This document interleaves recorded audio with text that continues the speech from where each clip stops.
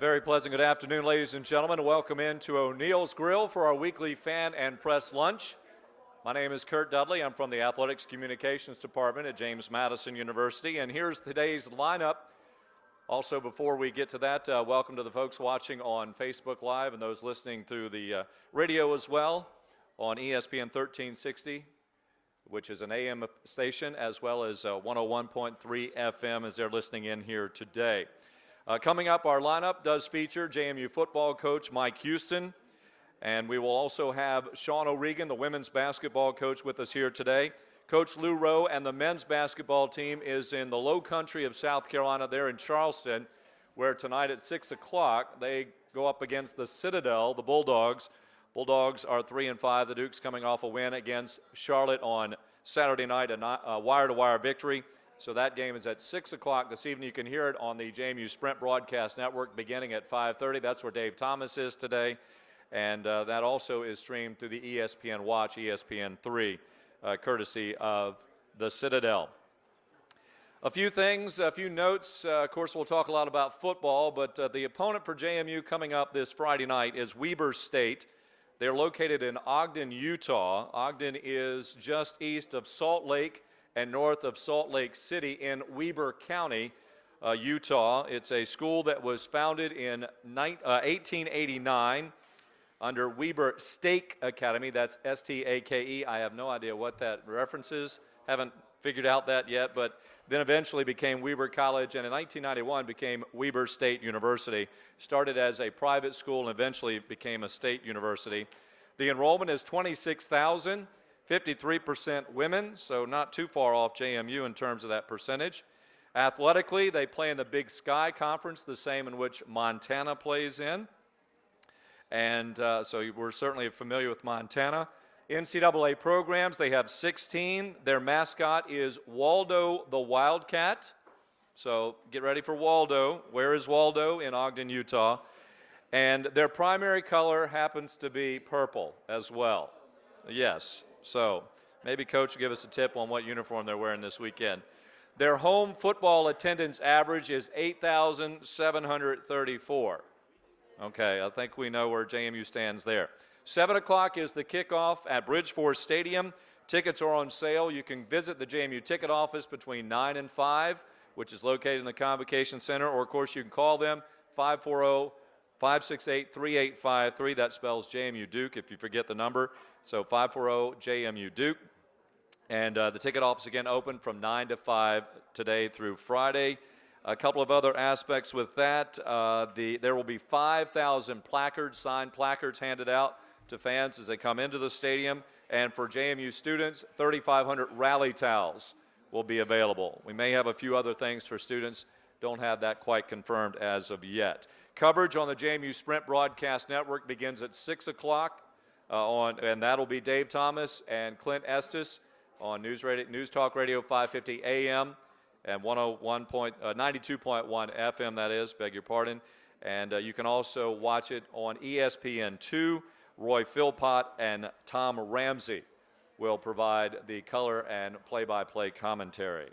So let's bring in the head coach of the Dukes, because this is a short week, so we don't want to waste any more of his time as he comes in here with us, of course, and it is Mike Houston.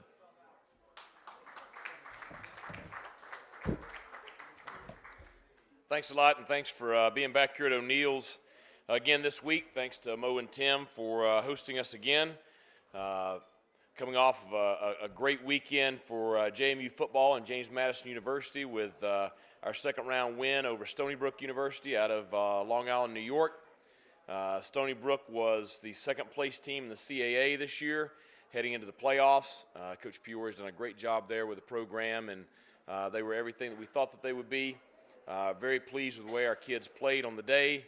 Thought that, in all three phases, we went out and executed at a very high level, and it was great to get a 26-7 win in front of a very rowdy home crowd at Bridgeforth Stadium. So great weekend this past weekend.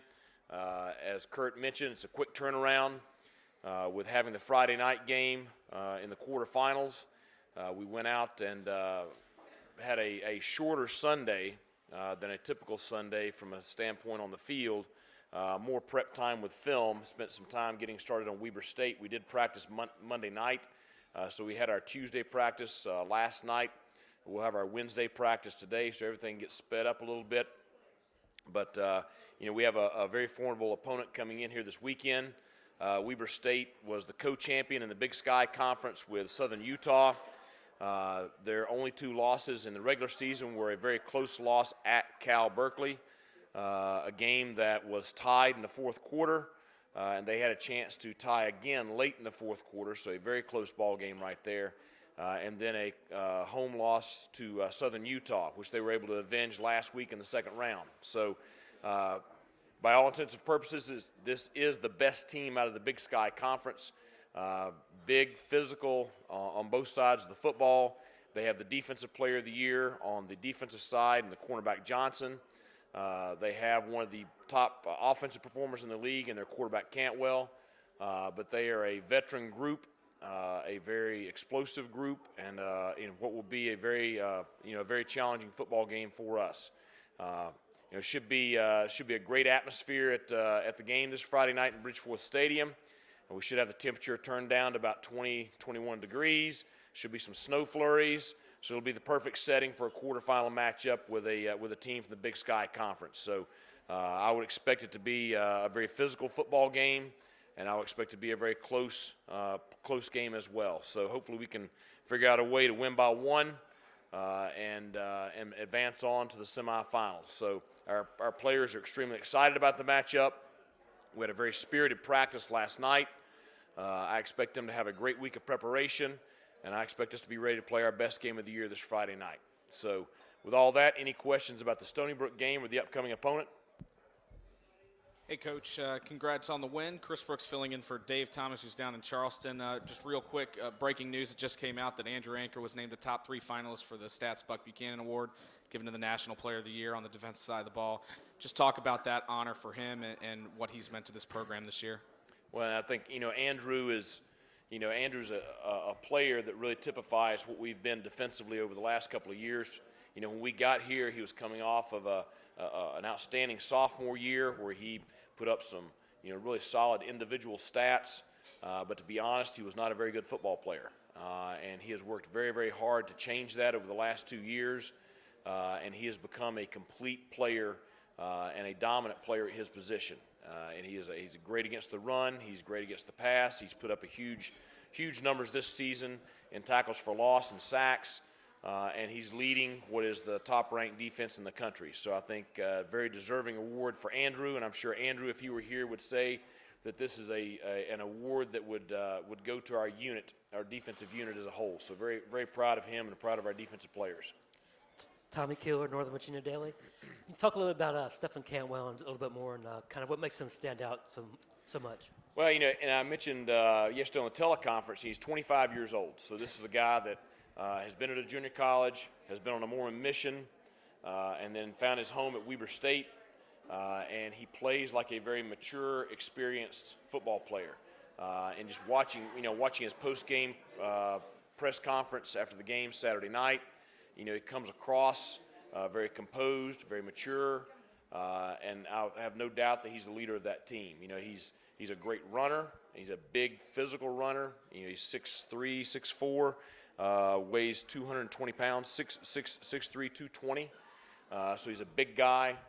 They run a lot of quarterback-designed runs, quarterback power, quarterback counter, a lot of things along that line. Does a great job throwing the ball. He's thrown for over 2,500 yards this year. So he's the kind of the guy that everything revolves around offensively. Now he does have talented players around him. I think they have 2 outstanding running backs. The tight end has had an incredible season, and then Batchelor, the senior wideout, has had a great season for them as well. So he's got quality skill players around him, but he's really the guy that makes their offense go. Greg Medea, DNR, have you seen a team that uses the tight ends as much as they do? I know Vollert is kind of their main guy, but have you seen a team that uses the tight end as much as they do? Well, what they remind me of is they remind me of Richmond 2 years ago.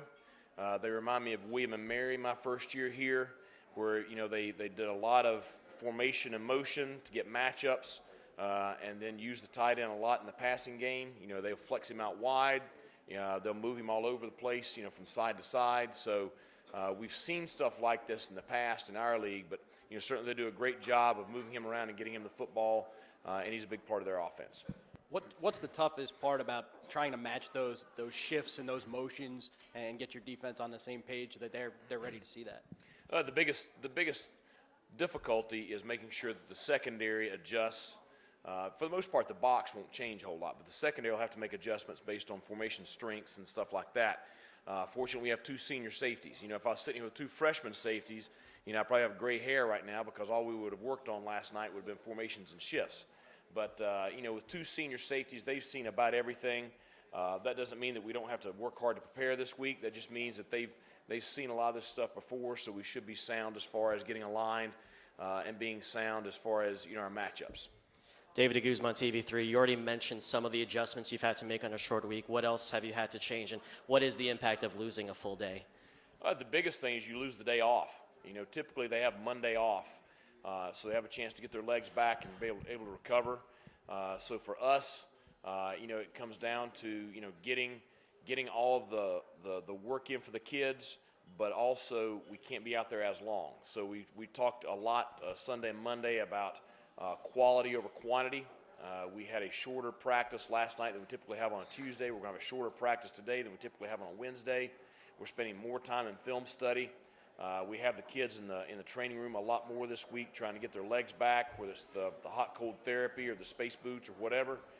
So we're doing a lot of stuff just to make sure that we try to get their legs back up underneath them. I've talked to them a lot about getting more sleep, during the week this week than typical. We are fortunate it's a Friday night game, so we will be able to let them sleep in a little bit Friday morning. So that's the biggest concern from the player standpoint is, just making sure that they are fresh and recharged and ready to go on Friday. From the coach's standpoint, I think this is the first time I've seen my wife awake so far this week, and I'll be home tomorrow night. So, and that's the impact on the coaching staff. It's late nights and early mornings because you're really trying to squeeze, 2 days into one, over the span of, Sunday, Monday, Tuesday. You're trying to absorb Monday's prep time. Coach, your defensive backfield's been so much part of this defense this year, obviously now leading the country in interceptions, but it also seemed that Stony Brook's receivers were just as aggressive in the blocking aspect coming into the game. Was that the case in your eyes, and how did your DBs affect how did your DBs affect the team's ability to contain the run game?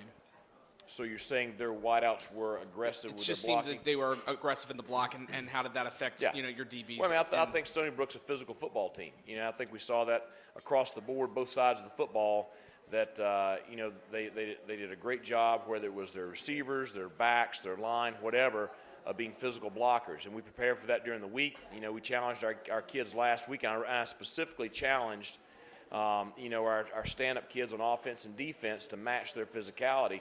And I thought that our secondary does a great job of tackling in the open field. I thought we played the screens really well. I thought we were able to do a great job tackling those running backs, which was really the key to getting the run stopped and forcing them into a passing ball game. So I think our stand-up players, where you're talking about our receivers versus their DBs or our DBs versus their receivers, I thought that our stand-up players, kind of embracing the challenge and playing as physical as they did was a big key in the ball game. And then on the opposite side of the ball, just with the run game, did Stony Brook do anything different that you guys saw on film coming into that game to try to shut down your run, and then how did you guys kind of adjust as that game went along? Obviously, starting out with the passing game like you did. Yeah, I mean they were completely playing everybody into the box versus the run early, which is why you look up and you're throwing a hitch to Riley Stapleton and there's nobody within 10 yards of him. So they really were giving up everything out wide on the perimeter to sacrifice to stop the run. So, I think that's the reason you saw the first drive, be so, precision all the way down the field, and Brian did a great job of taking our offense quickly down the field for the first score. Certainly there were some adjustments that went on during the ball game, but I thought really it was the ability of our offense to effectively throw the football that made the difference in us being able to score when we did on Saturday. What stands out most to you about Weber State's defense? Well, I think, you look at it and, I usually go through and I highlight, outstanding players on each side of the ball each week, and I got everybody on defense highlighted. They're a solid unit. You start up the gut. Both of their interior defensive tackles were first-team all-conference. Both of their linebackers were first-team all-conference. 3 of their 4 secondary players were all-conference. They got the player of the year at corner. So, the Big Sky all-conference team is basically playing defense for Weber State. And then, 44, who didn't somehow make all-conference, I think is one of their better defensive linemen. And, is a great player versus the run and the pass. Had a big strip sack against Western Illinois. So, they're a solid unit. We're going to see a variety of fronts. We're going to see a 3-down front. We're going to see a 4-down front, over G, under G. We're going to see bear front. We're going to see a lot of man-to-man coverage in the secondary. And then we're going to see an extremely aggressive unit. So, they're only giving up 16 points a game. They're very sound. They're older. So it's going to be a tremendous challenge for us Friday night. And, I think that we will have to play as well as we played all year on offense in order to have success, because this is what they've kind of hung their hat on all year, is playing great defense and then being a sound, balanced offense. And that's the reason they're sitting here, 11-2. When you look at their offense, I know they've had a couple of receivers and tight ends throw passes this year. Are you guys aware of how many trick plays they've tried to run? Well, they faked 2 field goals. They faked 3 punts. And Cantwell, he's caught a pass. The pass I was talking about that would have tied the game against Cal was a quarterback throwback. They've done just a variety of things all throughout. They're going to muddle huddle on the field goal unit, So it's one of those things where it's like New Hampshire plus some, as far as you're going to see about everything in the book when it comes to the kicking game and offensively, as far as, different kinds of, unusual plays. So it's something that we've been working on. We've ran a variety of them already, but it's going to force you to be sound. It's going to force you to be very disciplined, and as long as you're sound and disciplined, you should be okay against that stuff. But we're going to really have to do a great job preparing this week, and on a short week, that's a challenge. Coach, I always find it interesting how, all the FBS teams, they're either done for the season or they have this 3-week break before a bowl game. FCS teams are going through this December grind. Right. How do the practices back in the spring and in fall camp prepare your team for this December grind? Well, the big thing is, going back to the off-season workouts throughout the summer. That's really what prepares us. Spring practice for us last year, we're a month removed from the national championship game, so it was really, finding a lot of the next pieces and things like that. Moving into this fall camp is really when you kind of, you build the identity of your team. But as far as preparing for a long run, that's when Coach Williams and his staff do a great job during the summer, of building up our strength, our speed, our endurance, and especially through the first half of the season, continuing that. We still lift twice a week right now, down in the weight room with Coach Williams, and we run virtually every week. Now, we're not going to do any extra running this week because of the shortened week. But, all that stuff builds to prepare your roster to try to make this run, because the goal every year is to make this, deep playoff run. And that's, that's the whole point of it. Everybody's goal at the beginning of the year is to win a national championship. And so you got to prepare that way. Coach, Weber State's averaging about 25 yards on the kick return game. How does that impact how you guys assess how Ethan's going to kick it, angling, or how deep or how short that you do Right. the kickoff? Well, their deep returner, who was all conferences as well, Shaheed, has 2 touchdowns, kickoff return touchdowns on the year, is averaging over 30 yards a return. So it's going to really force us to be, to really be sound in our kicking game. But, you add on to all the stuff I talked about a while ago. I mean, he's got 2 touchdowns on the year. The punt returner is averaging almost 20 yards a return. He's got a touchdown return on the year. So, they are probably the most complete special teams unit we've faced all year. And Coach, you touched upon this at the end of your opening statement. Can you just talk about the atmosphere that the team is embracing going into Friday's game? Kind of reminds me of last year's quarterfinal, how it was cold, dark, perfect. Yeah, well, we got snow added in this year. So, no, I mean, our kids, one thing when we started here, spring before last, and I told them is, if it's not lightning outside, we're practicing outside, because you got to play, you got to prepare to play in all elements. So, our players are accustomed to, it doesn't really matter what the weather is outside, we go outside and we play. And so whatever the weather is Friday night, they'll embrace it. They'll be excited about it, and they'll be ready to play at a high level, and enjoy it. Playing in the Big Sky for Weber, talk about their linebackers and coverage and how they're used in the pass defense and what you expect to see out of them this Friday. I mean, the two interior linebackers, 58 and 45, like I said, are both first-team all-conference. And these guys are really, really active. They're bigger players, both of them well over 200 pounds, and they move them around a lot based on what kind of front they're playing, whether it's the bear front, the three-man front, or whatever. But they're very active in the run game. They do a great job in the pass game, both in a rush aspect and in a coverage aspect, and then you'll see them, sub and play some nickel and dime defenses against some of the spread teams. So, I think, like I said a while ago, I think up the gut is, really the strength of their defense, those two D tackles, those two inside linebackers. One more from Dave. Weber's obviously 6-1 on the road this year. JMU undefeated on the road this year. So both teams playing well away from home. But how does this shorter week and them having to fly in on a Wednesday night for a Friday game, how does that go to our advantage, especially because our guys get to sleep in their own beds? And certainly we experienced this last year as well. Right. I mean, I think it's just one of the challenges of playoff football. Like I said, we had to fly into Fargo last year on a Wednesday and play on a Friday night.